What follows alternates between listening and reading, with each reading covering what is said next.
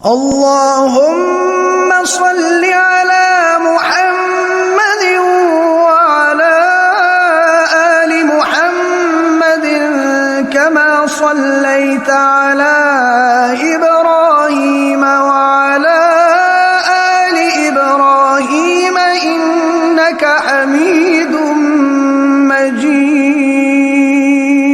اللهم بارك على محمد وعلى آل محمد كما باركت على إبراهيم وعلى آل إبراهيم إنك حميد مجيد۔ حضور صلی اللہ علیہ وسلم کی رکانہ پہلوان سے کشتی۔ مکہ میں رکانہ نامی ایک شخص بڑا شہزور تھا۔ اسے اپنے زور بازو اور کشتی کے داؤ پیچ پر بڑا ناز تھا۔ مکہ والوں کا خیال تھا کہ اس کا مقابلہ کرنا اور اسے پچھاڑ دینا ممکن نہیں۔ یہ قریش سے ہی نہیں، خود نبی کریم صلی اللہ علیہ وسلم کے قبیلہ بنو ہاشم سے تعلق رکھتا تھا۔ وہ چرواہا تھا اور کوہ عظم کے دامن میں سرسبز و شاداب وادی میں بکریاں چرایا کرتا تھا۔ وہ چونکہ ماڑ داڑ کرنے والا تھا، اس لیے کوئی اس طرف نہیں جاتا تھا کہ مبادا رکانہ سے سامنا ہو جائے، اور معلوم نہیں پھر کیا حشر ہو۔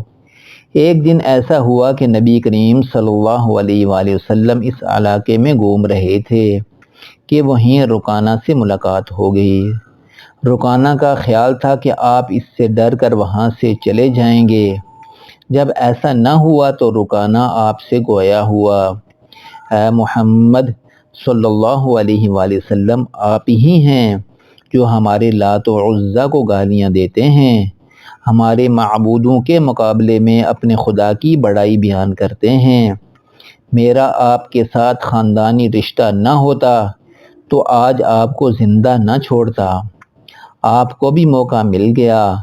آپ نے کہا، اے رکانہ، میں تمہیں اللہ سے ڈراتا ہوں اور تمہیں اللہ کی طرف آنے کی دعوت دیتا ہوں۔ رکانہ نے جواب دیا کہ آپ کی دعوت کو حق سمجھتا تو اسے ضرور قبول کر لیتا۔ لہذا طے یہ ہوا کہ نبی کریم صلی اللہ علیہ وآلہ وسلم رکانہ کے ساتھ کشتی کریں گے۔ اگر آپ نے اسے پچھاڑ دیا تو وہ آپ کی دعوت کو قبول کر لے گا۔ رکانہ نے کہا، ہاں، آپ اپنے خدا کو پکاریں، میں اپنے خداؤں کو پکاروں گا۔ اس نے کہا، آپ نے مجھے ہرا دیا تو میں آپ کو 10 بکریاں دوں گا۔ بعض روایات کے مطابق اس نے 100 بکریوں کا وعدہ کیا۔ رکانہ بڑے غرور کے ساتھ آگے بڑھا تاکہ ایک ہاتھ مارے اور آپ کو نیچے گرا دے، مگر وہاں کیا ہوا، سرکار دو عالم نے اس کا ہاتھ پکڑا، اسے اپنے پنجے میں لیا اور بینچا تو وہ درد سے بلبلا اٹھا۔ حضور صلی اللہ علیہ وسلم نے اسے جھٹکا دیا تو رکانہ چاروں شانے چت ہو گیا۔ وہ حیرت زدہ زمین سے اٹھ کھڑا ہوا۔ اس نے سمجھا شاید بے خیالی میں ایسا ہو گیا ہو، ورنہ وہ تو ایسا پہلوان تھا کہ کھال اپنے پاؤں تلے لیتا، اس پر کھڑا ہو جاتا اور دوسرے پہلوانوں سے کہتا کہ اسے میرے نیچے سے کھینچو۔ پہلوان لاکھ کوشش کرتے، کھال پھٹ جاتی، مگر وہ اسے رکانہ کے پاؤں کے نیچے سے نہ نکال سکتے۔ ایسا پہلوان کیسے سوچ سکتا تھا کہ محمد صلی اللہ علیہ وآلہ وسلم اسے پچھاڑ دیں گے۔ زمین سے اٹھتے ہی اس نے ایک بار پھر کشتی کی دعوت دی، لیکن دوسری بار بھی ایسا ہی ہوا تو وہ پریشان ہو گیا۔ اب وہ رسول اللہ صلی اللہ علیہ وآلہ وسلم کو ہرانے کی خواہش میں تیسری بار کشتی لڑنے پر آمادہ تھا۔ دونوں پھر مقابل آئے، لیکن اس قادر مطلق اللہ تعالیٰ کے سامنے رکانہ کے بے جان معبودوں کی کوئی حیثیت ہی نہیں تھی۔ وہ بے بس اور مجبور محض رکانہ کی کیا مدد کر سکتے تھے؟ رکانہ کی کیا مجال تھی کہ وہ اللہ کے نبی کو پچھاڑ سکتا؟ تیسری بار بھی وہ چاروں شانے چت تھا۔ وہ حیران سا اٹھا اور کہا بڑے تعجب کی بات ہے کہ آپ نے میرے جیسے پہلوان کو پچھاڑ دیا۔ وہ کہنے لگا یہ آپ نہیں بلکہ آپ کے رب نے کیا ہے جو اس کی قدرت رکھتا ہے۔ دوسری طرف میرے معبودوں نے میری کوئی مدد نہیں کی۔ اس نے 3 دفعہ شکست پر آپ کو بکریاں پیش کر دیں، مگر آپ نے کہا مجھے تمہاری بکریوں کی ضرورت نہیں، میں تمہیں اسلام کی دعوت دیتا ہوں کیونکہ اس میں تمہاری سلامتی ہے اور تم دوزخ کی آگ سے بھی بچ جاؤ گے۔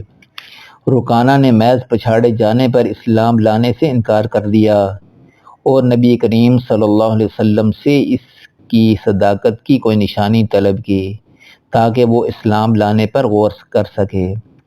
حضرت صلی اللہ علیہ وسلم نے ارشاد فرمایا میں ابھی تمہاری خواہش پوری کر دیتا ہوں، اور وہ سامنے موجود درخت کو بلاتا ہوں۔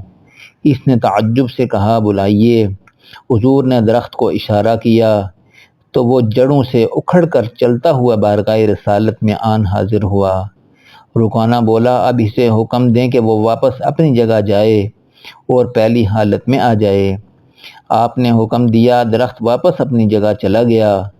ایسا لگتا تھا کہ وہ اپنی جڑوں سے اکھڑا ہی نہیں۔ یہ پہلوان پھر نہیں مانا اور بکریاں دینے پر اصرار کیا۔ ڈاکٹر حمید اللہ نے رسول کریم صلی اللہ علیہ وآلہ وسلم کی سیاسی زندگی میں لکھا ہے کہ وہ اتنے بڑے نقصان پر رونے لگا جس پر آپ نے اس کی بکریاں واپس کر دیں۔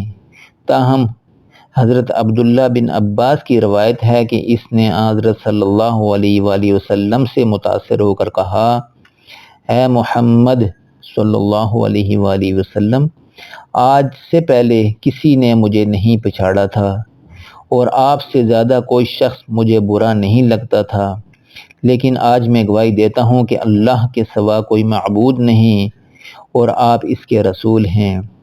اس کی شکست پر ابن ہشام لکھتے ہیں کہ رکانہ پہلوان دامن جھاڑتا ہوا وہاں سے اٹھا، شرمندگی سے اس کا سر جھکا ہوا تھا۔ وہ سیدھا اپنے قوم کے پاس آیا اور کہنے لگا اپنے صاحب کے جادو کے بل پر تم اہل زمین پر غالب آ سکتے ہو، میں نے آج تک ایسا زبردست جادوگر نہیں دیکھا۔ ایک طرف آپ اور رکانہ کا معاملہ چل رہا تھا، دوسری جانب حضرت ابوبکر صدیق رضی اللہ تعالی عنہ اور حضرت عمر رضی اللہ تعالی عنہ پریشان تھے۔ وہ آپ کو تلاش کرتے ہوئے وادی اعظم کی طرف گئے۔ اس وقت آپ رکانہ کو شکست دے کر وادی سے باہر آ رہے تھے۔ آپ کو دیکھا تو ان کو تسلی ہو گئی۔ انہوں نے عرض کی یا رسول اللہ صلی اللہ علیہ وآلہ وسلم، یہ تو رکانہ کی وادی ہے، وہ سخت متعصب اور آپ کا دشمن ہے، وہ آپ کو دیکھ لیتا تو نقصان پہنچانے کی کوشش کرتا، آپ تنہا اس جانب تشریف نہ لایا کریں۔ رسول اللہ صلی اللہ علیہ وآلہ وسلم یہ سن کر مسکرا دیے اور فرمایا آج رکانہ سے صرف سامنا ہی نہیں ہوا، باتیں اور کشتی بھی ہوئی اور ہم نے اس کو 3 بار شکست دی۔ یہ سن کر شیخین کی حیرت اور خوشی کی انتہا نہیں رہی۔ مکہ مکرمہ میں ایک مسجد کا نام مسجد شجر ہے۔ اس جگہ کے ساتھ درخت کے اکھڑ کر آنے اور نبی کریم کو سلام کرنے کی روایات بتائی جاتی ہیں۔ غالباً وہی جگہ ہے جہاں رکانہ کو معجزہ دکھانے کے لیے درخت نبی کریم صلی اللہ علیہ وسلم کے حضور پیش ہو گیا تھا۔ بعد میں اس جگہ مسجد بنا دی گئی، لیکن نباتات کے بارے میں یہ کوئی واقعہ واحد نہیں۔ سیرت کی کتابوں میں اس طرح کے اور واقعات بھی ملتے ہیں۔ ان کتب میں لکھا ہے کہ تاجدار کائنات جب کسی درخت کے پاس سے گزرتے تو وہ تعظیماً جھک جاتا اور آپ کو سلام پیش کرتا، اور یہ معجزے بعثت کے بعد ہی نہیں پہلے بھی جاری تھے۔